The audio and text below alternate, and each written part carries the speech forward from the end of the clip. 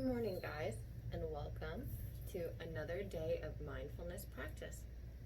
Today, what we're going to be discussing is the concept of doubt and judgment.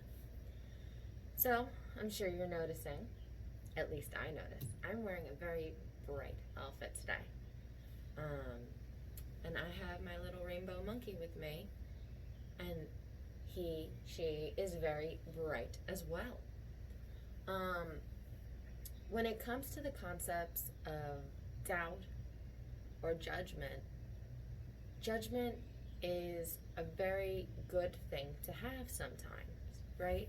The reason why we judge certain things or do certain things is order to create safety and protection for ourselves.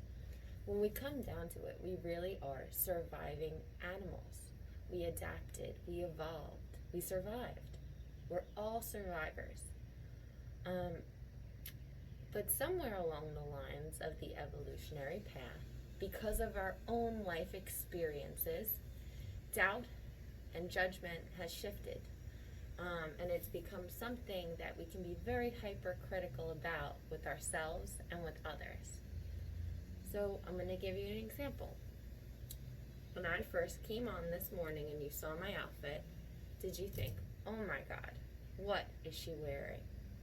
Did you think, why is she wearing a mask when she's on video? That's so stupid. She's got no one around her. Why is she wearing it? Did judgment show up? Did you ask yourself, why is her monkey wearing a mask? Did you judge me for putting a mask on a little stuffed monkey? What do you notice about judgment on a daily basis in your life? I noticed in my life when I was growing up, I was judged a lot. I judged myself a lot. I was bullied in school. I did not have a great many friends.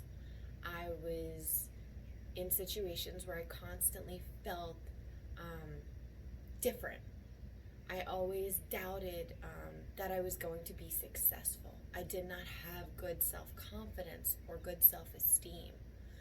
And I would judge others around me so that I could protect myself from them. I would doubt myself and my capabilities, and I would doubt other people in the world that they would be there for me. It created issues with trust. It created issues with my self-esteem.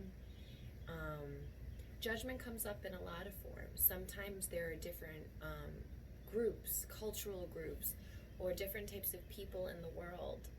And judgment shows up because we don't know. Everyone is their own life experiences and they're raised a certain way. What I have found is that for me, when I find that I'm judging something, and only me, when I find that I am judging something, it is simply because I don't know enough about it and it makes me feel scared. Or I think I know too much about it and I'm hyper aware of all of the other things that can unfold because of my fear, or because of outside situations, or because of other people. And sometimes this can cause instances where individuals will have depression or heightened anxiety. Doubt and judgment shows up in our meditational practice in our life on a daily basis. So, every single day when I walk outside in the morning, and I walked outside today, I said, it's cloudy out. It's not going to be a pretty day. It's probably going to rain. I probably should bring an umbrella with me. Judgment can be very helpful sometimes in order to protect ourselves.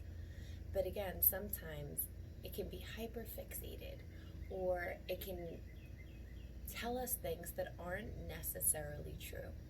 Only you can figure out where your judgments are good and they are going to help you on a daily basis, or when your judgments are perhaps going to hurt you on a daily basis. And when I say help or hurt, everything's just a life experience. So if you learn from it, nothing is ever good or bad. For me, sometimes I have to judge things and learn the hard way about them.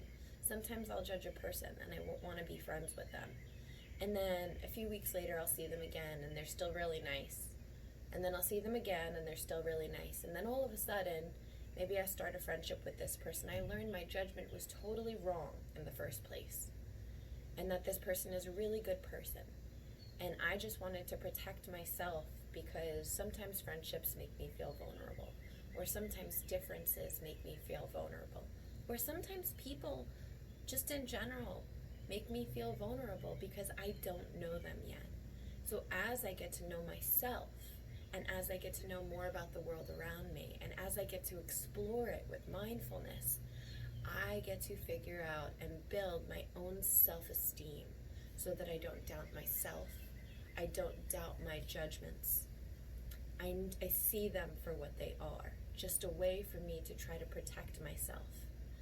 And rather than judge myself for judging, or judge other people for judging, I accept what is happening in the present moment, and I become open-minded to a new experience with all things around me. But I can't do that unless I first notice the judgments that I have. So judgment happens to every single person every single day. We need judgment to survive. Having good judgment is a good thing. Having bad judgment can be a good thing too, because it can still teach you the same lessons. Some people learn things in harder ways, and some people learn things in easier ways. I'm one of those people who I always had to learn things the harder way in life. I always had to doubt what other people were telling me and learn from myself, from my own experiences. So when a family member of mine would say, "Jenna, that's dangerous, don't do that," I would try it anyway. And normally I'd get hurt. And I would learn that lesson the hard way. And people around me always tried to have me learn lessons the easy way. But I doubted their truth to be my truth. And I had to figure out for myself what my truth would be. There's plenty of ways to learn lessons, and there's plenty of ways to observe your judgments.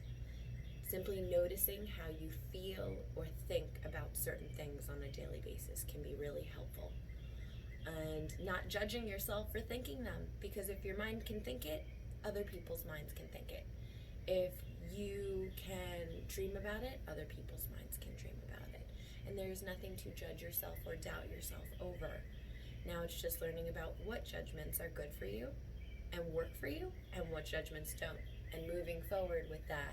Figuring out what your own belief system is about yourself, what your own belief system is about others, and where it stems from the desire to survive and to feel safe and protected. So, what we're going to do is we are going to do a short practice of mindfulness and start noticing what's happening in our bodies, and noticing if perhaps we can't connect with certain breaths, or we can't follow the meditation. And notice if judgment shows up. Notice if while I'm talking, maybe you judge my voice, maybe you don't like it, maybe you don't like silence, maybe you judge silence, maybe you judge thoughts. Noticing what judgment shows up for you in your practice today. So when everyone's ready, I want you to take a nice deep breath in at first, and a deep breath out so you can hear your breath. And one more.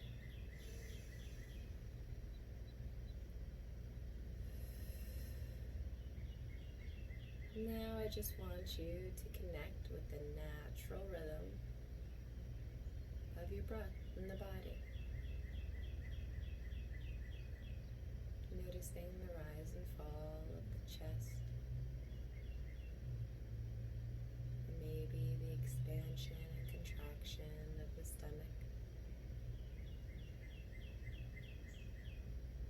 Noticing any sounds, perhaps in the room around you or perhaps from outside. And again, noticing the breath.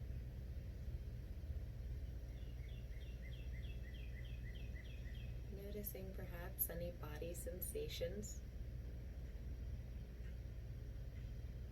Noticing any desires to itch. Noticing any desires to move. Noticing any desires to feel into or out of discomfort with whatever's happening in your body. And simply noticing. Noticing perhaps a desire to scratch an itch. And then, as you notice it, perhaps deciding to scratch it or to leave it.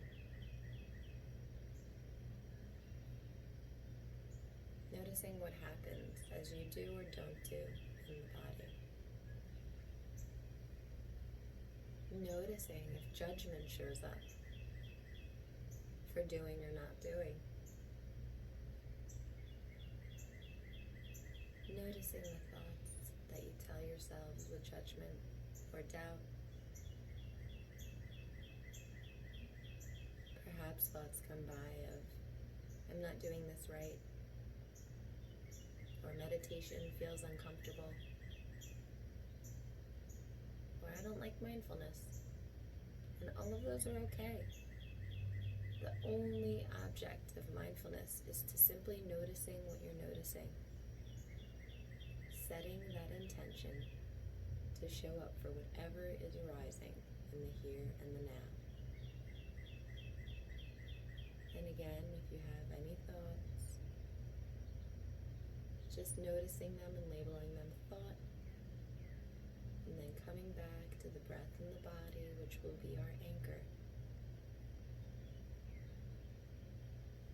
Perhaps starting to notice the entirety of the breath. Noticing from inhale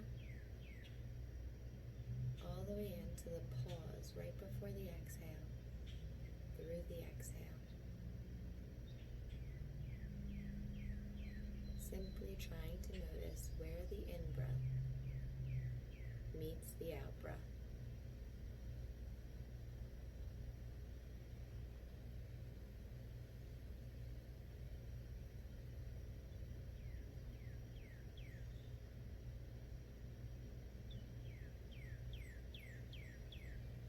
Noticing what happens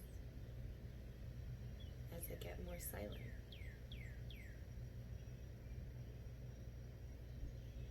Noticing what's happening around you, perhaps noises or sounds that you judge,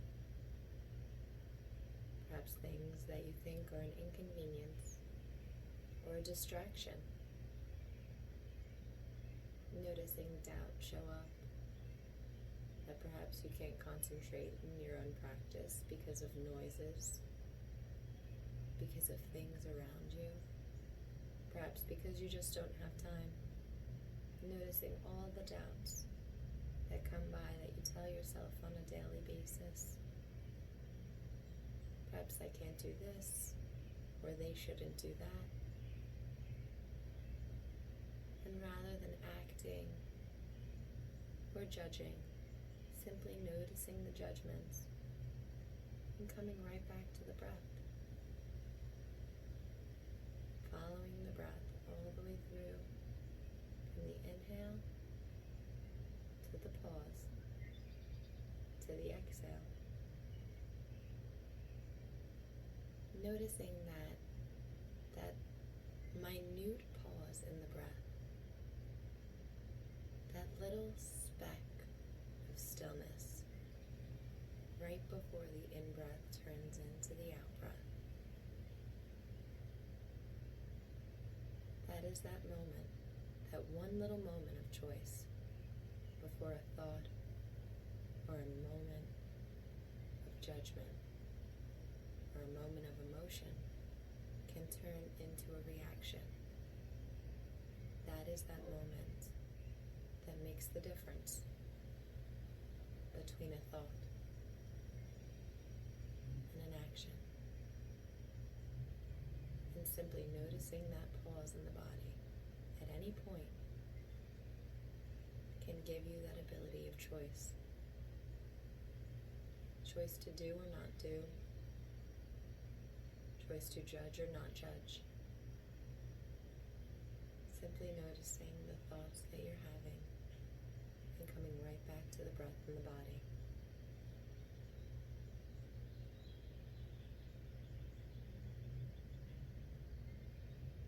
And as we conclude this meditational practice, slowly wiggling our fingers and toes, opening our eyes, and coming back into the area around us. Noticing how you feel in this moment. Notice how many thoughts came by, or judgments, or body sensations, and how you're feeling right now, as opposed to how you were feeling before the meditation. I want to thank you guys for being here for another concept